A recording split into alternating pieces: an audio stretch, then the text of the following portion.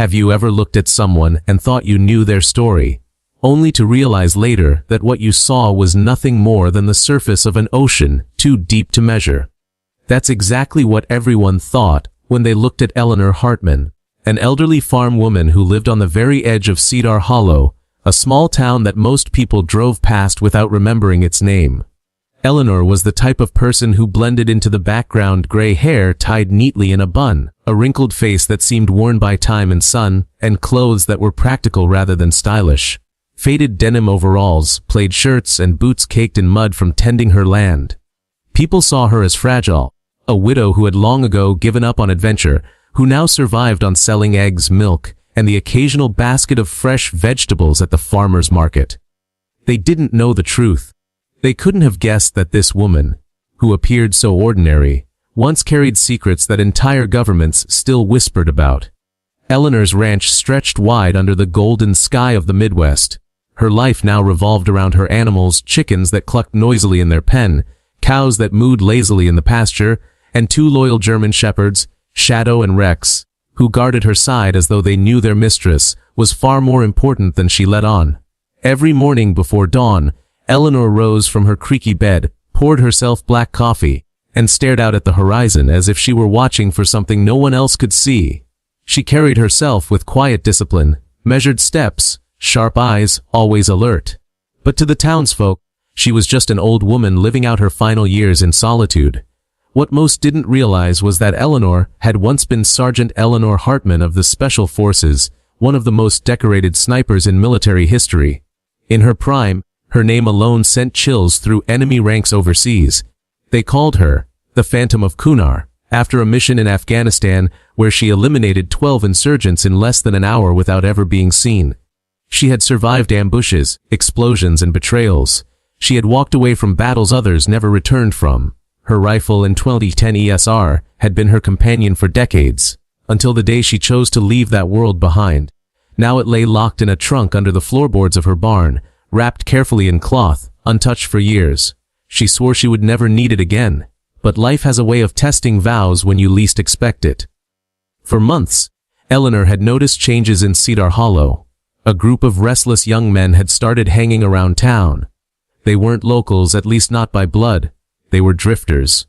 Troublemakers who had made Cedar Hollow their playground. They sped recklessly down the dirt roads in souped-up trucks, blasted music at night, and sprayed graffiti on barns and silos. Most townsfolk avoided them, choosing silence over confrontation. But Eleanor, from her porch, watched them with the same calculating eyes she once used through the scope of her rifle. She could see the arrogance in their movements, the hunger for dominance in their laughter. It reminded her too much of enemies she once knew, and though she stayed quiet, a knot in her stomach told her trouble was heading her way. It began with small things. One morning she found her fence slashed, her chickens scattered across the yard. Another evening, she discovered beer bottles thrown against her barn door, shattering into sharp pieces. She cleaned the mess herself without complaint, but when she went into town, she caught sight of the boys whispering and pointing at her, snickering as though she were a joke. They called her Old Granny with the Cows, or Grandma Chicken Farmer. What they didn't know was that Eleanor didn't scare easily. She had stared down men with rifles aimed at her chest and lived to tell about it. The taunts of reckless boys didn't move her. Not yet. Then came the night when the wind carried the scent of smoke to her porch. Eleanor rushed to her barn to find a small fire smoldering in a pile of hay. Someone had lit it deliberately, but not enough to destroy. Just enough to send a warning. Eleanor stamped it out, her heart pounding, but her mind remained calm. She knew the rules of intimidation. These boys were escalating, testing boundaries, waiting to see if fear would make her bend. But they had chosen the wrong woman. Eleanor didn't call the sheriff. She didn't complain to neighbors. She simply went into her kitchen, poured another cup of coffee, and thought about the life she had tried so hard to leave behind. A voice deep inside her whispered, "It's not over, Eleanor. It's never over." The next week, the boys returned, this time during the day. They rode onto her land in a rusty pickup truck, engines roaring, dust rising in their wake. They hooted and hollered like they were conquering territory. Eleanor was out feeding her cows when they arrived. She turned slowly, her weathered face betraying no fear, only steady patience. The boys jumped out of the truck, 3 of them, all in their late teens or early 20s. Their leader, a tall brute named Kyle with greasy blonde hair, spat on the ground and smirked. "Hey, Granny. Nice little farm you got here. Shame if something happened to it." His friends laughed, echoing his cruelty. Eleanor didn't flinch. "You boys are trespassing," she said evenly. "Turn that truck around and go home." Kyle stepped closer, towering over her, expecting her to cower. But Eleanor's gaze was sharp, unwavering, the same gaze she once gave hostile soldiers across the desert. "Or what?" Kyle sneered. "You gonna call the sheriff? Ain't no one gonna come out here fast enough to help you." His friends cackled. Eleanor let the silence hang. She wanted them to feel the weight of it, the unease that came from being studied too closely. Finally, she spoke. "Be careful what lines you cross, boys. Some doors, once opened, can't be closed again." Her voice was calm, but there was an edge in it. A quiet warning like the click of a safety being released. The boys didn't understand. To them, she was just an old woman trying to bluff. Kyle snorted, shoved her shoulder lightly, and turned back to his truck. "We'll be back, Granny," he promised with mock sweetness. "And next time, maybe we'll take one of those cows for a ride." They laughed and drove off, leaving Eleanor standing in the dust, her dogs growling low at her feet. That night, Eleanor sat at her kitchen table, staring at the trunk key that hung on a chain around her neck. For years she had worn it out of habit, never intending to use it again. She rubbed it between her fingers, memories flooding back, the weight of her rifle, the echo of gunfire, the silence after a successful shot. She whispered to herself, "Lord, don't let me go back. Don't let me be that person again." But deep down, she knew the storm was coming, and when it arrived, she would have no choice. And sure enough, the storm came sooner than she expected. One evening, as the sun dipped below the horizon and shadows stretched across the ranch, Eleanor heard the roar of engines approaching once more. She stepped onto her porch, shotgun in hand. Not her sniper rifle, just the farm weapon she used for coyotes. Dust clouds rose as the truck barreled toward her house. The boys had come back, this time armed with baseball bats, chains, and an attitude of destruction. They weren't here to scare her anymore. They were here to raid her ranch. As the truck skidded to a halt and the boys jumped out, hollering like wild dogs, Eleanor felt her heart steady. She wasn't afraid. She was calculating, measuring distances, scanning movements, just like she had done on countless missions overseas. The years melted away, and for the first time in decades, Sergeant Hartman awoke inside her. The leader shouted, "Tonight, Granny, we're taking over. Let's see how tough you really are." The boys rushed forward, chaos in their eyes. And Eleanor, standing tall under the fading light, knew the time for restraint was over. What they didn't know, what no one in that town knew, was that the woman they thought was just a frail farmer was once one of the deadliest snipers alive. And tonight, they were about to find out what that meant. The air was thick with dust as the truck skidded to a stop in front of Eleanor's ranch house. The dogs barked furiously, hackles raised, circling their mistress as though they too sensed the storm about to break. The 3 boys leapt from the truck bed, bats and chains glinting in the fading light, their boots pounding against the gravel like a war drum. Their leader, Kyle, puffed his chest and shouted, "Time's up, Granny! No more warnings! This is our land now." His words echoed against the barn, carried by the evening wind, but Eleanor did not waver. She stood on her porch, the old shotgun resting easily in her hands, her silhouette outlined against the dim glow of her house lamp. For a moment, she looked every bit the farmer they thought she was, fragile, outdated, someone whose best days were behind her. But behind her sharp eyes, calculations ran like clockwork. She scanned distances, angles, cover points. The years melted away, and muscle memory flooded her veins. These boys thought they were the hunters. They were wrong. "Turn around," Eleanor said firmly, her voice carrying an authority that made even the dogs fall silent. "This is your last chance." The boys laughed. Kyle twirled his bat and spat into the dirt. "What are you gonna do? Shoot us with that antique? You don't even have the guts." His friends jeered, emboldened by his bravado. One hurled a beer bottle that smashed against the barn door, shards scattering across the yard. Another kicked over a bucket of feed. They wanted chaos. They wanted fear. What they got was silence. Eleanor didn't flinch, didn't blink. Instead, she bent down, set the shotgun gently against the porch, and reached into her pocket. From it, she drew the small iron key she had avoided for so many years.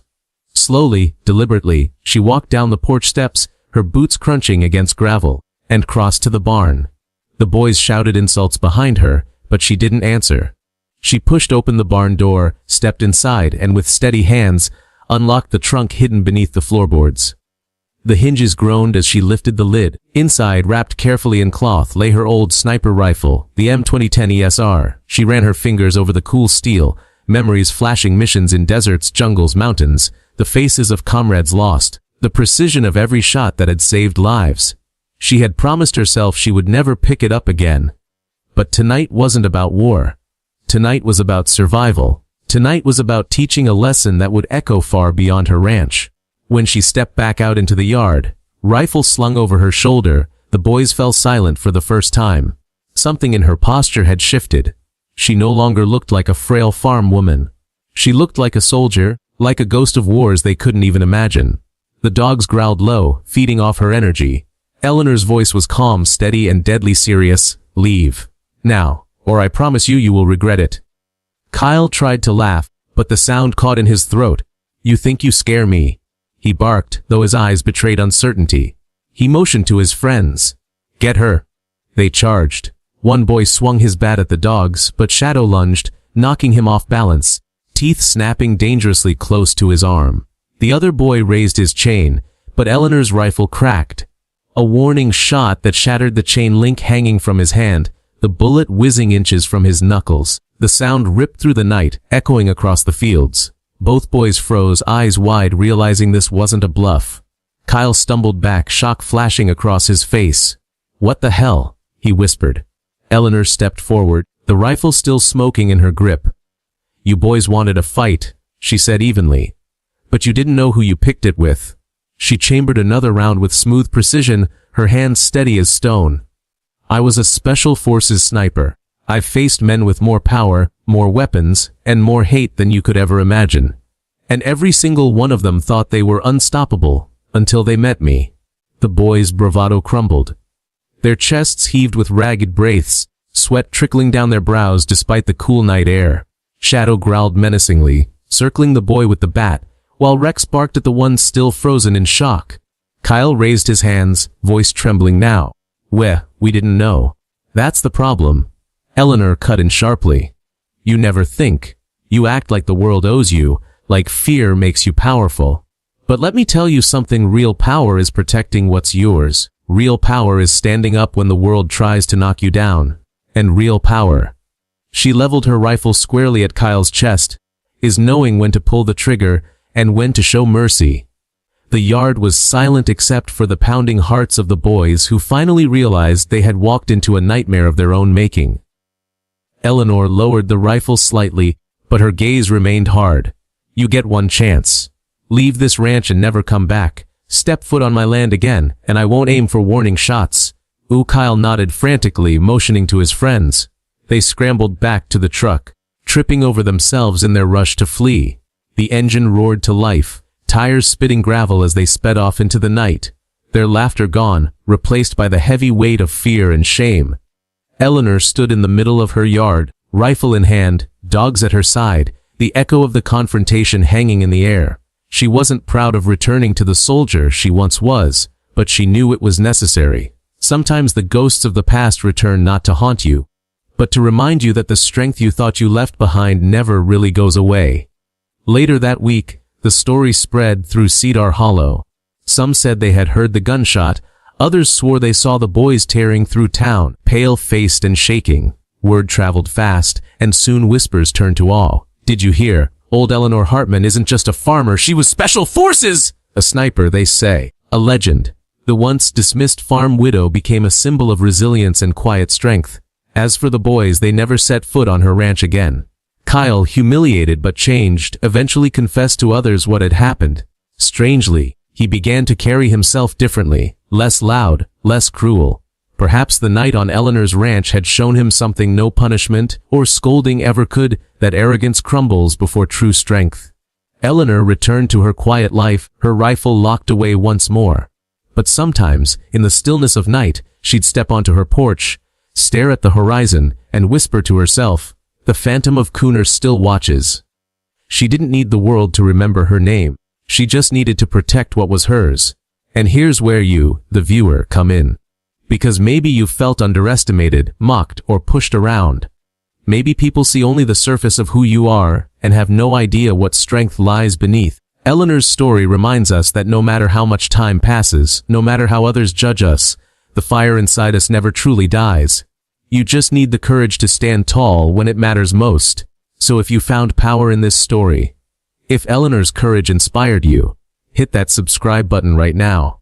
Join this community where we share stories of strength, justice, and resilience that the world needs to hear. Don't just watch. Be part of the movement that says we will not be silenced, we will not be underestimated, and we will always rise when the world thinks we're finished.